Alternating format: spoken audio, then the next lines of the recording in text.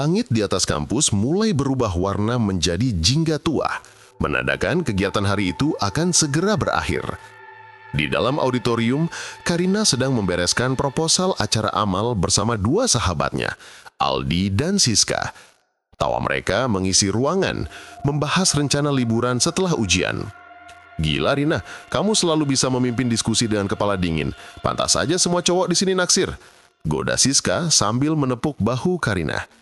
Karina hanya tersenyum menanggapi. Jangan lebay sis, fokus sekarang. Setelah ini kita makan bakso, traktiranku. Tiba-tiba, dari ambang pintu muncul Rizky Adiguna. Tubuhnya tegap, wajahnya terbilang tampan, tapi ada ketegangan yang selalu tersimpan di rahangnya. Rizky berjalan lurus menghampiri meja Karina, membawa sebuket bunga mawar merah yang sedikit layu, bukan mawar segar yang biasa diberikan orang. Rina, aku mau bicara empat mata, penting, katanya tanpa basa-basi, menghindari tatapan Aldi dan Siska. Karina mengangguk, merasa canggung dengan suasana yang tiba-tiba dingin. Aldi dan Siska pamit ke kantin, memberikan ruang untuk Rizky. Mereka berdua berdiri di lorong kampus yang sepi, diterangi lampu neon remang-remang. Rizky menarik napas dalam-dalam. Karina, aku nggak bisa pura-pura jadi teman lagi. Aku serius, sangat serius. Aku mencintaimu. Aku sudah lama mencintaimu, lebih dari siapapun di kampus ini. Jadilah kekasihku. Matanya menatap Karina dengan intensitas yang terlalu kuat, hampir menuntut. Karina merasa tidak nyaman. Ia tahu Rizky adalah pria baik, tapi ada aura gelap yang selalu ia rasakan dari Rizky. Rizky, aku menghargai kejujuranmu, tapi maaf, aku cuma bisa menganggapmu sebagai teman. Kita tidak bisa lebih dari itu, jawab Karina lembut namun tegas. Seketika, ekspresi Rizky berubah. Senyum kecil di wajahnya hilang sepenuhnya. Urat di pelipisnya menegang. Karina bisa melihat kilatan kemarahan atau bahkan sesuatu yang lebih gelap di mata Rizky. Kamu menolakku? Suaranya rendah, hampir seperti geraman. Setelah semua yang kulakukan untukmu, setelah semua perhatianku, kamu memilih menolakku? Karina mundur selangkah. Aku tidak bisa memaksakan perasaan, Rizky. Aku minta maaf. Rizky mendekat, membisikkan kata-kata yang membuat bulu kuduk Karina merinding. Kata-kata yang diucapkan dengan keyakinan yang menakutkan. Kau akan menyesali penolakanmu, Karina. Jika kau tak mau menjadi milikku dengan kehendakmu, maka kau akan menjadi milikku dengan caraku sendiri. Kau akan datang kepadaku, kau akan mencariku, dan saat itu terjadi, kau sudah bukan manusia yang kau kenal lagi. Rizky kemudian berbalik, menjatuhkan mawar layu itu di kaki Karina dan menghilang ke dalam kegelapan lorong. Karina berdiri mematung. Ia merasakan hawa dingin yang menusuk, padahal malam itu tidak berangin. Ia mencoba menenangkan diri, meyakinkan bahwa itu hanya ancaman kosong dari pria yang patah hati. Namun ia tidak tahu bahwa kalimat-kalimat yang ia dengar barusan bukanlah ancaman. Itu adalah pernyataan perang yang akan dilancarkan dengan sihir hitam. Setelah insiden penolakan itu, Rizky seolah lenyap di telan bumi. Ponselnya tidak aktif dan ia tidak terlihat di kampus. Karina awalnya merasa lega. Ia berusaha meyakinkan dirinya bahwa ancaman Rizky hanyalah luapan emosi sesaat. Namun, ketenangan itu hanya bertahan 2 hari.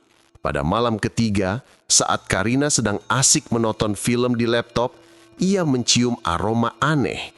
Bau bunga Kamboja yang sangat kuat, seperti baru dipetik, menyeruak dari jendela kamarnya yang tertutup rapat. Karina mengernyit. Ia bangkit, membuka jendela. Hanya ada pohon mangga tua di pekarangan. Tidak ada pohon Kamboja. Ia menutup kembali jendela, tetapi aroma itu bukannya hilang, malah semakin tajam, seperti berada tepat di sampingnya. Tiba-tiba, lampu kamar berkedip-kedip, lalu mati total. Karina terdiam dalam gelap. Jantungnya berdebar kencang, bukan karena takut gelap, tetapi karena rasa dingin yang menjalar di sekujur tubuhnya, seolah ada hembusan napas beku tepat di belakang lehernya. Ia buru-buru menyalakan senter ponsel. Saat senter diarahkan ke lantai, ia melihatnya. Setetes cairan kental berwarna merah kecoklatan yang seolah baru saja menetes. Bau amis yang samar-samar tercium bersamaan dengan bau Kamboja. Karina melompat menjauh, nyaris berteriak. Ia segera berlari keluar kamar dan tidur di ruang tamu bersama ibunya malam itu, tanpa menceritakan apapun. Keesokan harinya, Karina menceritakan keanehan itu pada Siska melalui chat. Siska menanggapi dengan santai, menganggap itu hanya halusinasi karena Karina sedang stres. "Paling cuma minyak wangi tetangga, Rina. Jangan lebay deh," ketik Siska. Karina mencoba percaya. Ia kembali ke kamarnya untuk merapikan tempat tidur. Di bawah bantalnya, ia menemukan sehelai rambut hitam yang sangat panjang dan tebal. Rambut itu bukan miliknya. Rambut Karina berwarna coklat tua dan pendek sebahu. Saat memegang rambut itu, tubuh Karina terasa kesetrum. Ia merasakan kilasan gambar yang sangat cepat di benaknya. Wajah Rizky yang sedang tertawa mengerikan di depan kobaran api dan bisikan mantra dalam bahasa yang tidak ia mengerti. Karina menjatuhkan rambut itu dengan jijik.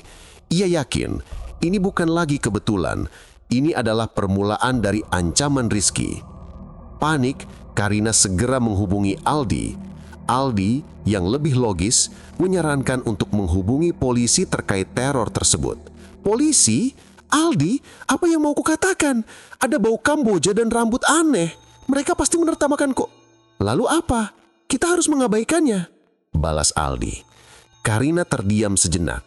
Ia teringat tatapan mata Rizky yang kosong saat mengancamnya.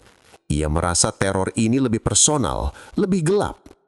Aku akan mencari tahu sendiri. Mungkin ini cuma ulah iseng Rizky untuk menakutiku," kata Karina, mencoba meyakinkan dirinya sendiri. Keputusan menganggap enteng dan menangani sendiri inilah yang menjadi kesalahan fatal. Malam itu, saat Karina tidur, di luar kamarnya ada bayangan tinggi kurus yang berdiri diam di bawah pohon mangga.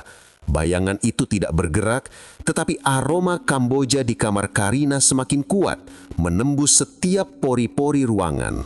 Pagi itu, Karina terbangun dengan perasaan yang sangat aneh. Ia merasa dirinya ringan, namun pada saat yang sama terasa berat dan kuyu.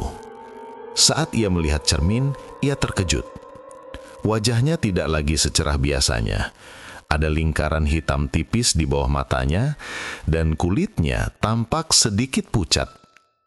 Yang lebih mengganggu adalah perubahan selera yang tiba-tiba.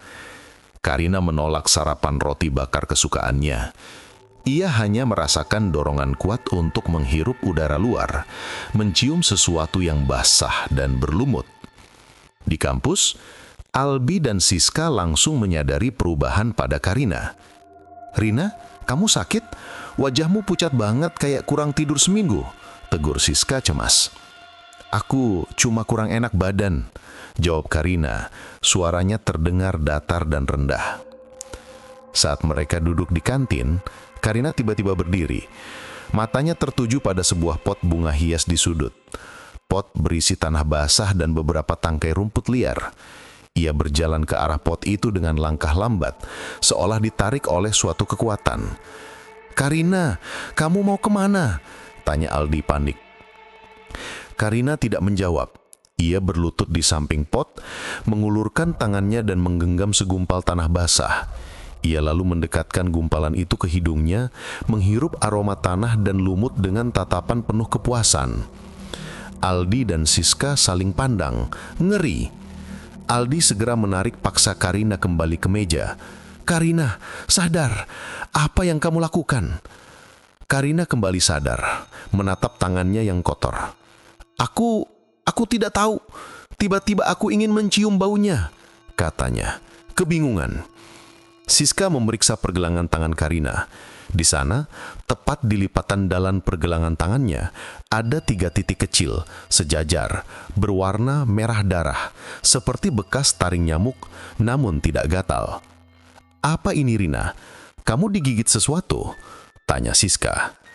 "Tidak, aku tidak merasa ada gigitan apapun," jawab Karina.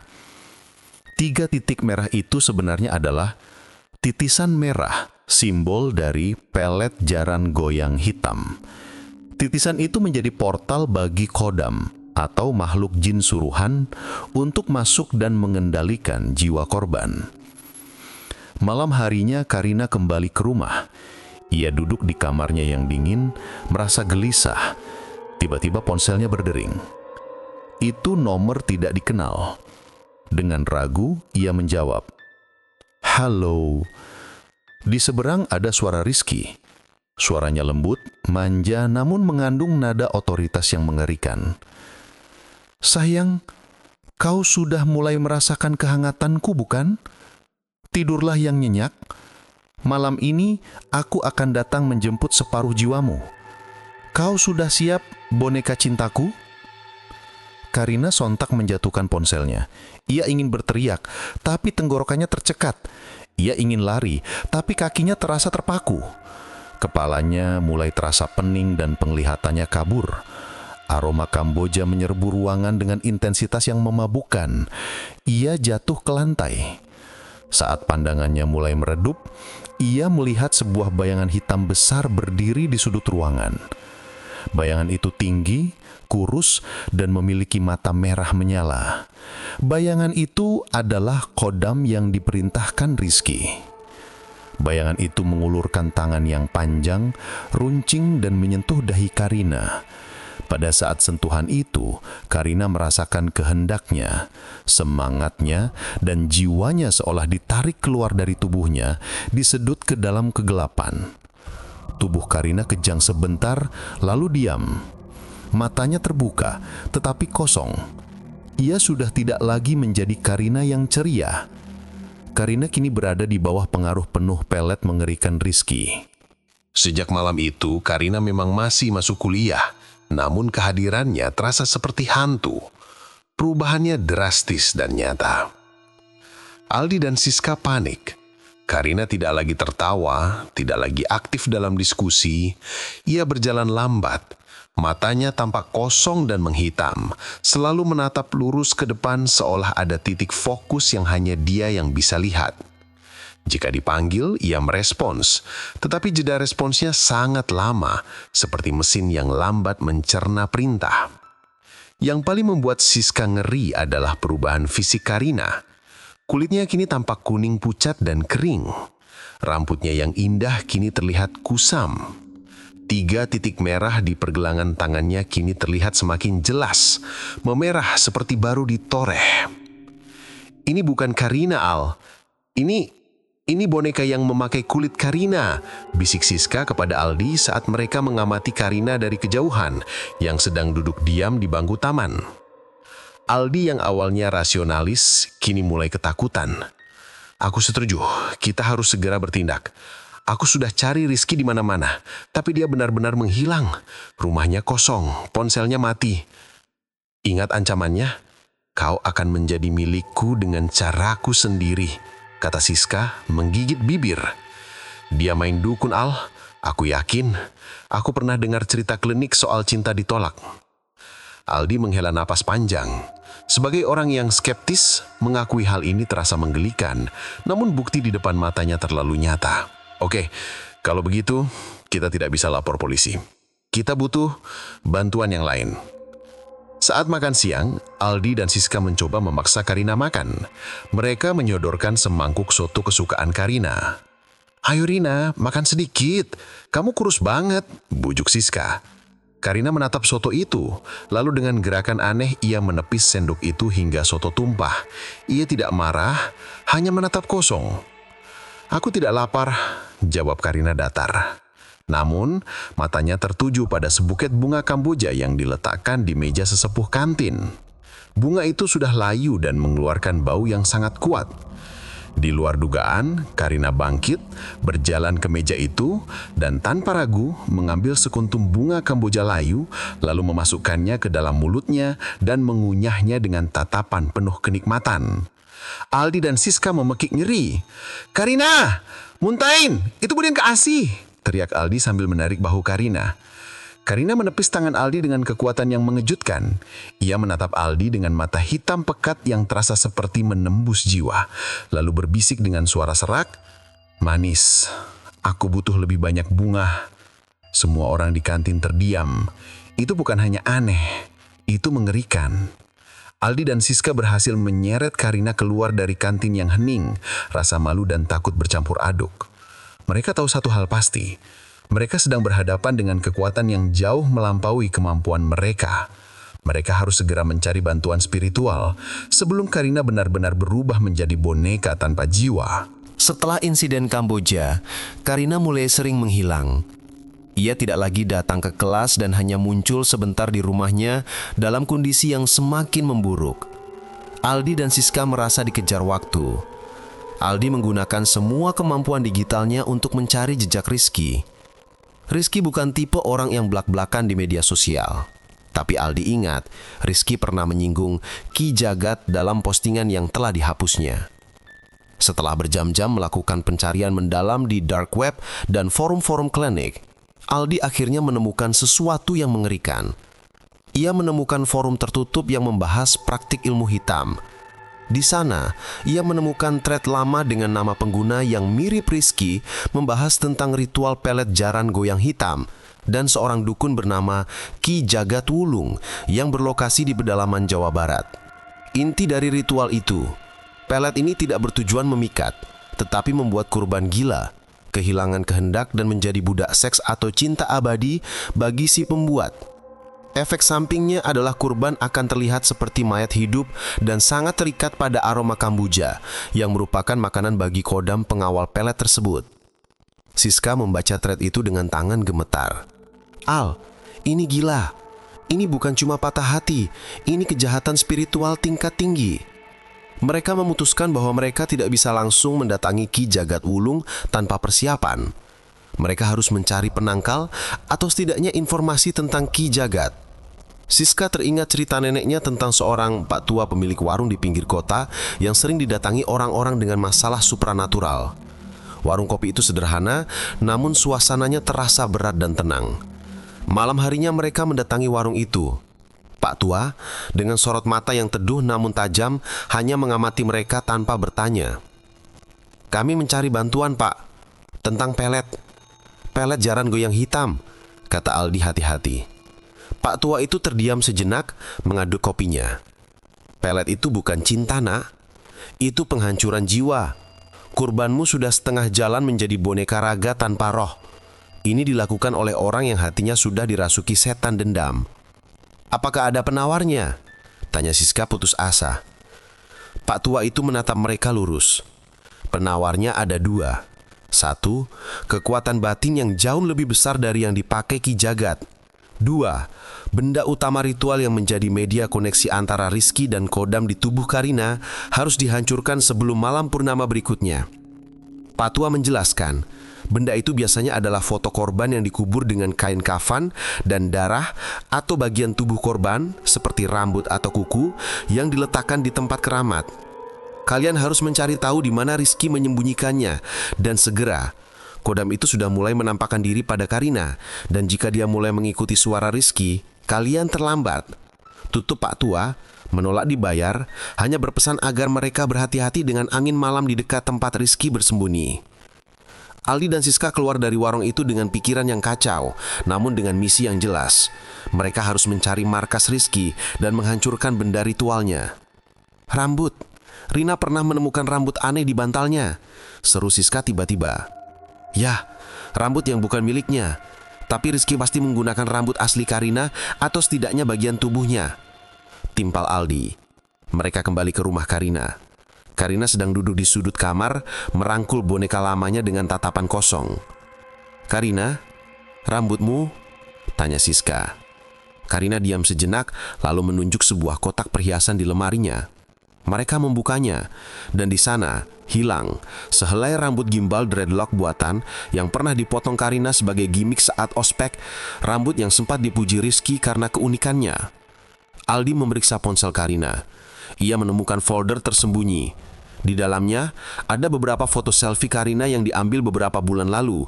Di bawah foto-foto itu ada pesan otomatis yang belum terkirim ke Rizky. Aku akan datang ke tempatmu. Tunggu aku sayang. Pesan itu bukan diketik Karina. Itu adalah pesan yang dikendalikan oleh Khodam. Petunjuk bahwa Rizky mulai memanggil Karina secara fisik. Kita harus cepat, Al. Rizky ada di Jawa Barat, di sekitar Ki Jagat, dan Karina akan segera pergi menemuinya. Malam itu, Karina menghilang dari rumahnya. Ia hanya meninggalkan pintu kamar yang terbuka. Ibunya yang panik menghubungi Aldi dan Siska. Mereka sudah tahu itu adalah panggilan dari pelet jaran goyang hitam. Aldi segera melacak aktivitas terakhir ponsel Karina, walaupun Karina sudah tidak aktif, berdasarkan jejak terakhirnya di stasiun kereta. Karina bergerak ke arah yang ditunjukkan oleh forum klinik Rizky, Jawa Barat. Dia bergerak sendiri, Al, seperti dihipnotis. Dia nggak bawa dompet, cuma pakai baju seadanya, kata Siska.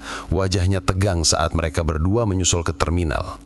Mereka menemukan Karina duduk kaku di kursi tunggu, tatapan matanya kosong. Ia terlihat seperti manekin yang baru dihidupkan. Kulitnya makin pucat dan dingin. "Karina!" seru Aldi. Karina menoleh perlahan, tidak ada emosi di matanya. Ia hanya berbisik, suaranya kering. "Rizky menungguku. Aku harus datang." Mereka berhasil menahannya dan memaksanya naik bus menuju terminal terdekat di lokasi pedalaman yang Rizky tuju. Selama perjalanan 8 jam itu, kengerian tak pernah pudar. Di dalam bus yang gelap, Karina duduk diam di antara Aldi dan Siska. Ia tidak makan, tidak minum, dan tidak tidur. Ia hanya menatap kaca jendela yang gelap. Setiap beberapa jam, ia akan mencoba bangkit, berontak dengan kekuatan tak terduga. "Lepaskan aku! Aku harus segera sampai!" teriak Karina serak saat ia mencoba membuka pintu bus yang sedang melaju kencang. Aldi dan Siska harus berjuang keras menahannya. Saat mereka memegang tangannya, mereka merasakan dingin yang luar biasa dari kulit Karina, seperti memegang bongkahan es. Puncak kengerian terjadi saat bus berhenti sejenak di rest area. Siska kelelahan dan tertidur sebentar. Aldi tersentak bangun karena suara aneh. Karina, yang tadi duduk di sebelahnya, kini berlutut di bawah kursinya, mencakar-cakar lantai bus. Di tangannya, ia memegang sehelai rambut panjang hitam yang tebal, rambut Khodam yang dulu ia temukan.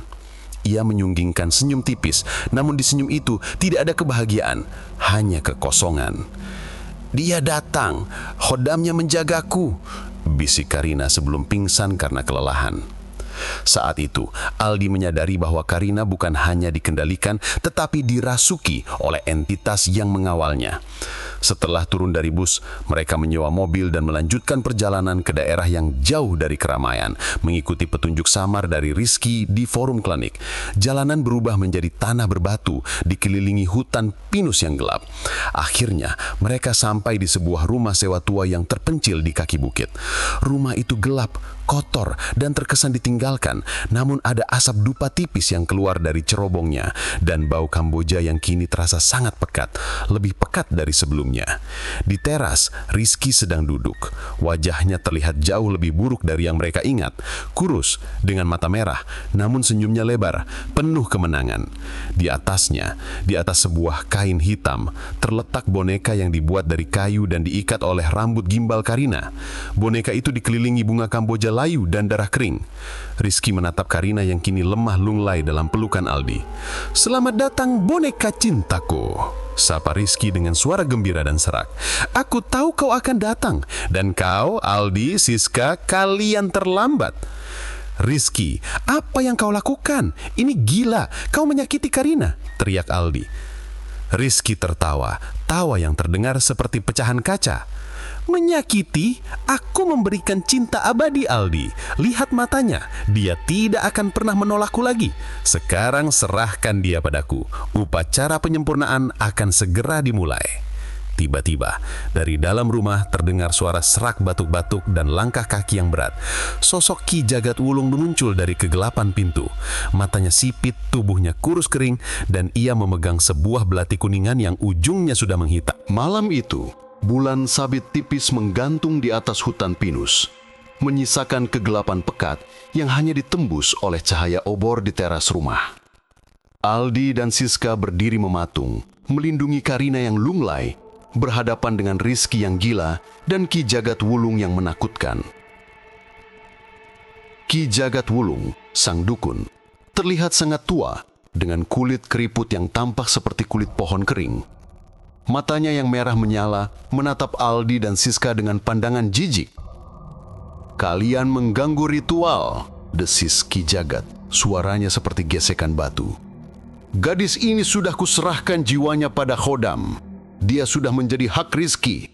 Mundur, atau kalian akan menjadi santapan Khodam berikutnya." Rizky tertawa sinis. "Karina, lihat teman-temanmu datang menyelamatkanmu. Tapi percuma sayang, kau mencintaiku sekarang, bukan?" Karina mengangkat wajahnya. Matanya yang hitam pekat menatap Rizky. Bibirnya bergerak lambat, mengucapkan kata-kata yang memilukan. "Aku mencintaimu, Rizky." Siska menangis melihat sahabatnya mengucapkan kebohongan yang dipaksakan. "Dia berbohong, Rizky. Itu bukan dia." Aldi tahu mereka tidak bisa melawan secara fisik. Ia harus memancing Rizky dan Ki Jagat untuk berbicara.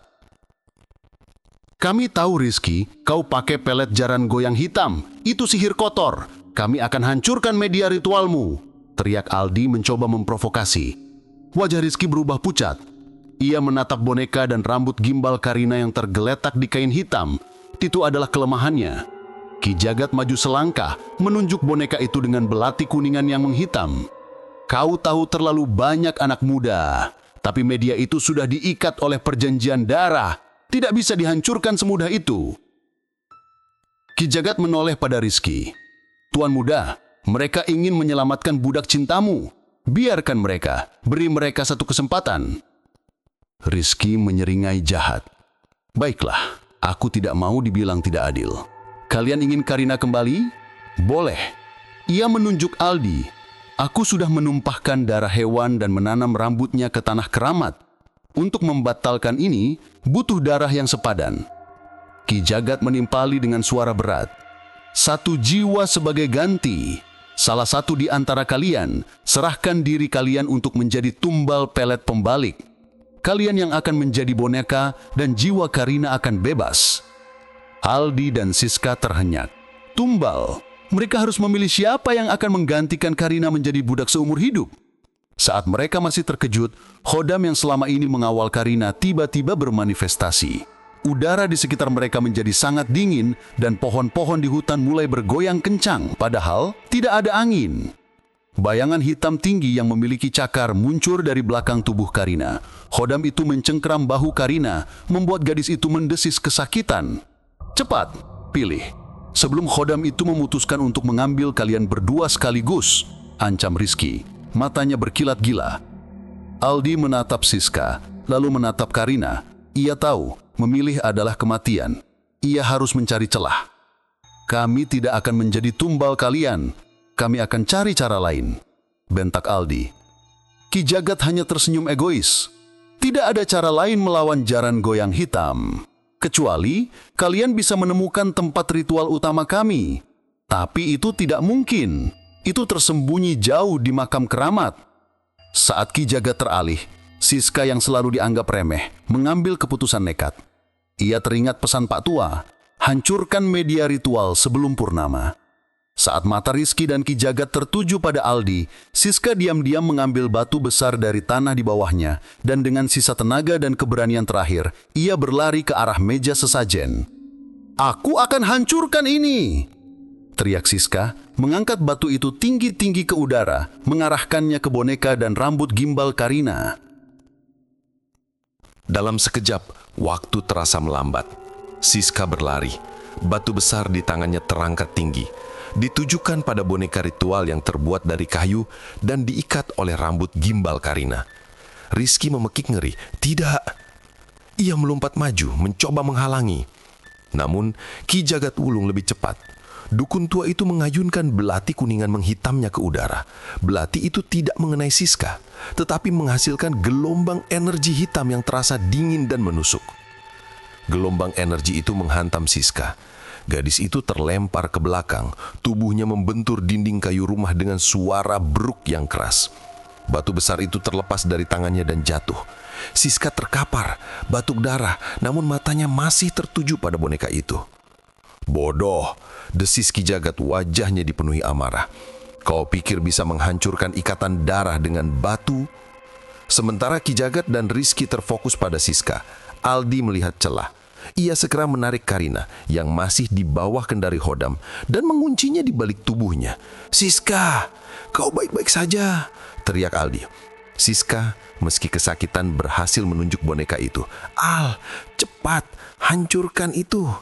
Aldi tahu belati kuningan Ki Jagat telah memberi peringatan pada boneka itu, melindunginya dengan aura kegelapan. Ia tidak bisa menghancurkannya secara fisik.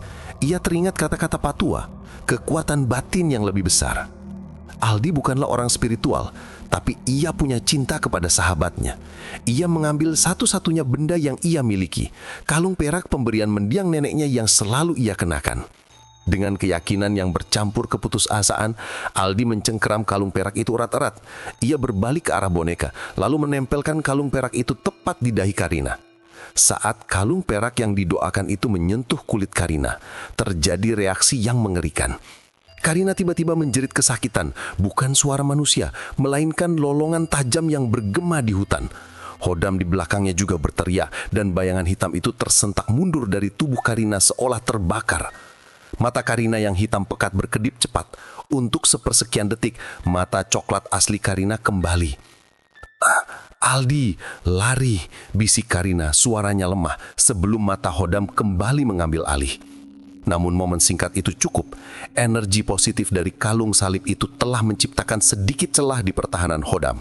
Saat Hodam goyah, Ki Jagat merasakan ikatan sihirnya melemah. "Sialan, kekuatan suci!" Rizky yang melihat bonekanya terpapar segera berlari untuk mengambilnya. Namun tepat sebelum Rizky menyentuh boneka itu, lidah api kecil berwarna biru tiba-tiba menjilat dari kalung perak di dahi Karina, lalu menyambar ke arah boneka. Api itu tidak membakar boneka secara keseluruhan, tetapi membakar rambut gimbal Karina yang terikat di kepala boneka itu, dan membakar 2 dari 3 titisan merah yang terukir di kayu boneka. Rizky menjerit saat melihat bonekanya rusak. 2 ikatan jiwa Karina telah terputus. Ki Jagat Wulung marah besar, wajahnya yang keriput berubah beringas. Ia mengayunkan belati kuningan itu ke udara lagi, kali ini mengarahkannya langsung ke Aldi. "Kalian sudah melanggar batas, mati kalian." Belati kuningan Ki Jagat Wulung melesat cepat ke arah Aldi. Namun, energi dari kalung perak yang baru saja memutus 2 ikatan pelet itu masih tersisa, menciptakan perisai tipis di sekitar Aldi. Belati itu hanya mengenai bahu Aldi dengan goresan dalam, namun cukup untuk membuatnya limbung dan menjatuhkan Karina. "Ah!" rintih Aldi, darah segar merembes cepat dari lukanya. Melihat Aldi terluka, Siska yang terkapar di dinding mengumpulkan sisa tenaganya. Ia tahu ini adalah kesempatan terakhir. "Al, cepat bawa Karina pergi. Aku akan mengalihkan perhatian mereka," teriak Siska. Ki Jagat dan Rizky yang panik karena ikatan pelet mereka terputus sebagian mengalihkan fokus pada Siska. "Kau tidak akan lari kemana-mana, gadis kecil," geram Ki Jagat. Siska tidak lari, ia justru melakukan hal yang paling nekat. Ia meraih salah satu obor yang menyala di teras dan melemparkannya ke tumpukan kayu bakar kering yang ada di dekat pintu rumah. Dalam hitungan detik, api mulai menjalar cepat di tumpukan kayu itu, menghasilkan asap tebal. Ki Jagat Wulung memekik kesal. Dukun-dukun ilmu hitam seringkali rentan terhadap kekacauan dan api yang tidak terkendali. "Rizky, boneka itu, amankan bonekanya," perintah Ki Jagat panik berlari ke arah api untuk mengendalikannya. Rizky, yang lebih memikirkan boneka ritual daripada Karina, segera melompat ke meja sesajen. Saat kekacauan terjadi, Karina tiba-tiba membuka matanya lebar-lebar. Ikatan Hodam yang melemah memberinya jeda kesadaran singkat. Ia melihat Aldi yang berdarah di bahu dan Siska yang terengah-engah menahan sakit. "Pergi, tinggalkan aku," bisik Karina. Air mata mengalir dari mata coklatnya yang sebentar kembali. "Tidak akan," balas Aldi, menahan rasa sakit. Ia segera mengangkat Karina yang kini terasa ringan seperti kapas dan menyeretnya ke dalam kegelapan hutan pinus. Aldi berlari tanpa arah, menembus lebatnya pohon pinus. Di belakang mereka, suara Rizky yang berteriak penuh amarah dan raungan Hodam yang kesakitan karena api terdengar memilukan. Ia menemukan sebuah gua kecil yang tertutup semak belukar. Aldi segera menyembunyikan Karina di dalamnya. "Bertahan Rina, kumohon, bertahan!" bisik Aldi sambil menekan luka di bahunya. Karina menggigil hebat, suhu tubuhnya sangat dingin. Tiba-tiba, ia meraih tangan Aldi dengan kekuatan aneh. Matanya kembali menghitam. "Khodam itu datang Aldi, dia mencium darahmu. Pergi, kalau kau mati Rizky akan mengambilku selamanya." Itu adalah peringatan dari Khodam yang kini melihat darah Aldi sebagai santapan. Sementara itu, Siska tidak seberuntung Aldi. Ia mencoba menyelinap pergi, tetapi Ki Jagat berhasil memadamkan api. Ki Jagat berdiri di depannya, wajahnya hitam karena asap dan amarah. "Kau berani mengganggu ritual suci kami? Kau akan membayar mahal, gadis kecil." Tiba-tiba, Rizky muncul memegang boneka ritual yang kini hanya memiliki satu ikatan jiwa yang tersisa. Ia menyeringit kejam. "Siska, lihat, kau melukai bonekaku. Sekarang kau yang akan menjadi media barunya." Rizky menunjuk Siska dan Khodam yang telah pulih sebagian dari serangan suci muncul di belakang Rizky. Khodam itu tertawa rendah, suara yang lebih menyeramkan daripada jeritan. Siska terjatuh. Ia tahu ia telah menjadi sandaran baru Rizky. Di dalam gua, Aldi mendengar suara tawa Rizky yang bergema di hutan. Ia tahu Siska tertangkap. Ia harus memilih kembali menyelamatkan Siska atau berlari mencari bantuan untuk Karina yang sekarat. Ia menatap Karina yang kini kembali diam, matanya kosong. "Aku akan kembali. Siska, tapi aku harus menyelamatkan sisa jiwanya dulu," bisik Aldi. Lalu ia berlari menuju jalan raya mencari bantuan spiritual untuk menghadapi Ki Jagat Wulung dan menembus ikatan terakhir pelet itu. Setelah melarikan diri dari hutan, Aldi berlari sejauh mungkin hingga menemukan jalan desa. Keajaiban datang. Di sana, ia bertemu kembali dengan Pak Tua pemilik warung yang memberinya petunjuk. Ternyata, Pak Tua itu adalah seorang kiai kampung yang sengaja datang merasakan gejolak energi hitam yang luar biasa dari ritual Ki Jagat. Aldi menceritakan segalanya, termasuk penangkapan Siska dan keris kecil yang berhasil memutus 2 ikatan pelet. "Kau berani, nak, tapi sisa 1 ikatan lagi. Ikatan itu yang paling kuat, diikat oleh darah 7 turunan mereka. Untuk memutusnya, bukan hanya pusaka yang dibutuhkan, tapi jiwa yang tulus." Jelas Pak Tua, matanya bersinar dalam gelap. "Saya akan lakukan apapun, Pak Kiai, tapi Siska jadi tumbalnya," lirih Aldi sambil memeluk Karina yang semakin dingin dan tak bernyawa. Pak Tua Kiai memberikan instruksi cepat. Ia menyuruh Aldi bersembunyi. Pak Tua itu kemudian berjalan sendirian ke rumah Ki Jagat. Di teras rumah, Ki Jagat Wulung sedang menyelesaikan ritual pemindahan. Di depannya, Rizky memegang boneka ritual yang kini hanya memiliki 1 ikatan rambut dan 1 titik merah tersisa. Siska diikat di kursi, mulutnya tersumpal, tatapan matanya penuh ketakutan. "Selesai, Tuan Muda. Gadis ini akan menjadi tumbal pengorbanan darah, mengikat boneka cintamu selamanya.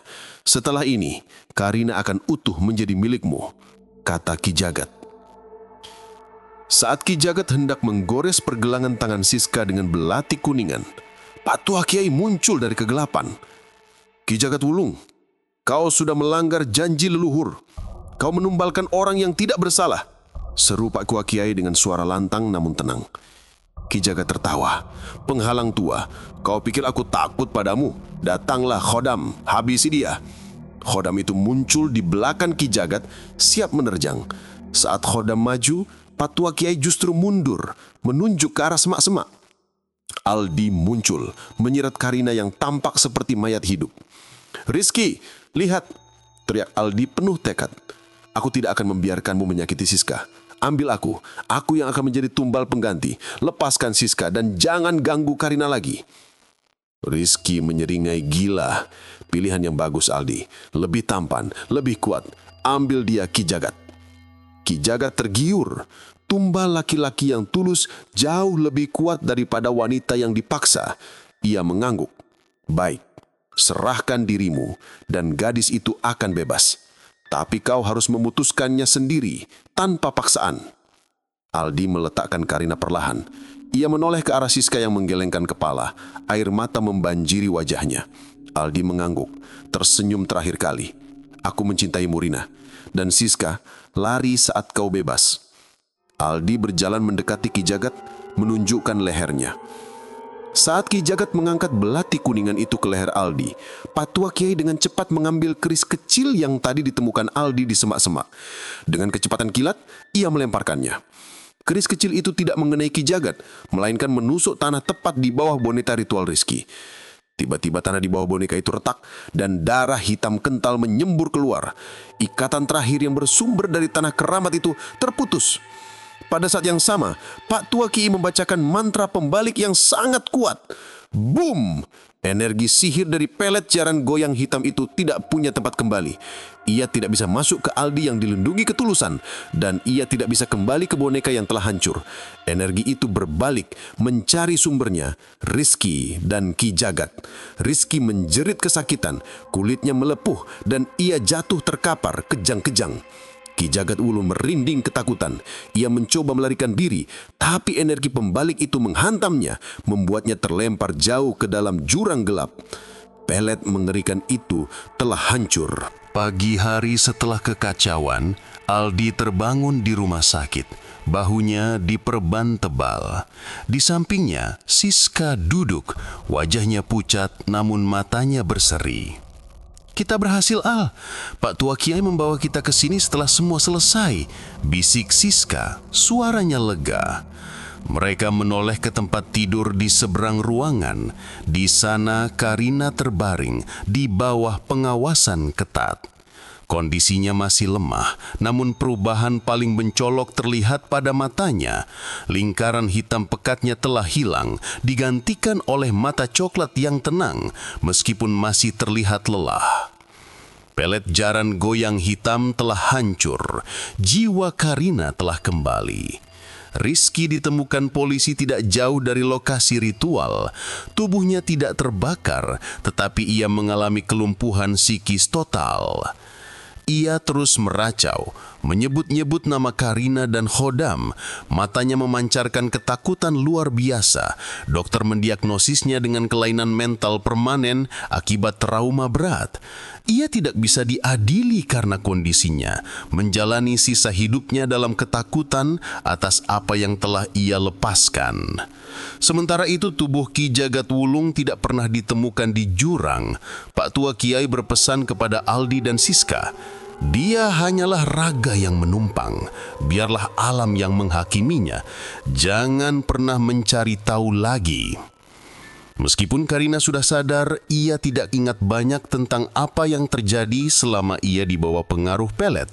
Namun ada beberapa luka yang tersisa. Luka fisik, bekas titisan merah di pergelangan tangannya memudar, tetapi meninggalkan bekas luka kecil permanen, pengingat abadi akan pengalaman mengerikan itu.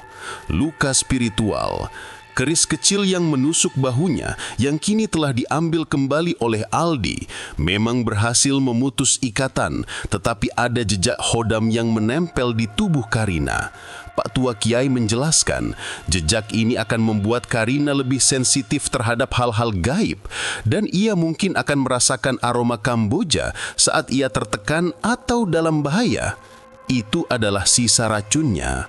Ia harus hidup berdampingan dengan itu, menjadikannya pengingat untuk selalu menjaga hati dan imannya, ujar Pak Tua. Karina menoleh ke arah Aldi dan Siska. Ia melihat perban di bahu Aldi dan wajah lelah Siska. Meskipun tidak ingat detailnya, ia merasakan pengorbanan yang telah mereka lakukan. Aldi, Siska, suaranya masih serak.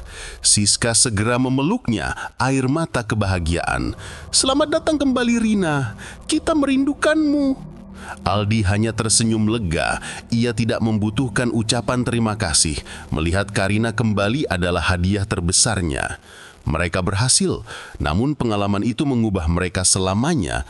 Mereka belajar bahwa cinta bisa menjadi indah, tetapi penolakan bisa memicu kegelapan yang sesungguhnya nyata dan mengerikan. 3 bulan telah berlalu sejak tragedi pelet jaran goyang hitam. Musim berganti. Karina kini perlahan kembali ke kehidupan normalnya. Ia kembali kuliah, tawanya mulai terdengar lagi, dan keceriaannya yang dulu sempat hilang kini bersemi kembali. Namun ia bukan lagi Karina yang sama. Pengalaman pahit itu menorehkan pelajaran berharga. Ia menjadi lebih bijaksana, lebih berhati-hati dalam berinteraksi, dan sedikit lebih sensitif. Bekas luka titisan merah di pergelangan tangannya menjadi pengingat yang tak terhapuskan. Aldi dan Siska juga berubah. Aldi yang skeptis kini percaya penuh pada hal-hal tak kasat mata. Ia menyimpan keris kecil pemberian kakeknya dengan sangat hati-hati, memahami bahwa kekuatan spiritual sejati berasal dari niat tulus dan pengorbanan. Siska yang tadinya ceroboh kini menjadi lebih protektif dan matang. Persahabatan mereka bertiga semakin erat, diuji dan ditempa oleh kengerian yang mereka hadapi bersama. Suatu sore, Karina sedang sendirian di perpustakaan kampus. Ia merasa sedikit cemas dan stres karena harus mengejar ketertinggalan materi. Tiba-tiba, ia mencium aroma bunga Kamboja yang sangat samar, namun khas. Jantungnya berdebar, tetapi kali ini ia tidak panik. Ia teringat pesan Pak Tua Kiai. Aroma itu adalah jejak Khodam yang bereaksi terhadap kelemahannya. Karina menarik nafas dalam-dalam. Ia tidak lari, tidak berteriak. Ia mengeluarkan keris kecil milik Aldi yang kini ia bawa sebagai jimat, menggenggamnya erat dan mulai membaca doa-doa yang diajarkan oleh Pak Tua Kiai. Aroma Kamboja itu perlahan menghilang. Ia telah belajar mengendalikan ketakutannya. Rizky masih mendekam di rumah sakit jiwa, menjalani hukuman terberatnya, hidup dalam kegilaan dan ketakutan abadi. Obsesinya yang gelap telah menghancurkan dirinya sendiri. Kisah tentang Pelet mengerikan karena cinta ditolak ini mengajarkan bahwa cinta sejati tidak pernah menuntut atau memaksa. Penolakan bukanlah akhir, melainkan awal bagi penerimaan diri. Sementara itu, dendam dan obsesi yang memilih jalan pintas melalui sihir hitam akan selalu memakan tuannya sendiri. Karina, Aldi, dan Siska kini melanjutkan hidup. Mereka telah lolos dari mimpi buruk, membawa serta bekas luka fisik dan mental. Mereka tahu dunia ini menyimpan kegelapan yang nyata, tetapi mereka juga belajar bahwa kekuatan persahabatan, ketulusan dan pengorbanan jauh lebih ampuh daripada ilmu hitam yang paling menakutkan sekalipun. Mereka menatap masa depan, siap menghadapi apapun, karena mereka tahu mereka tidak sendirian.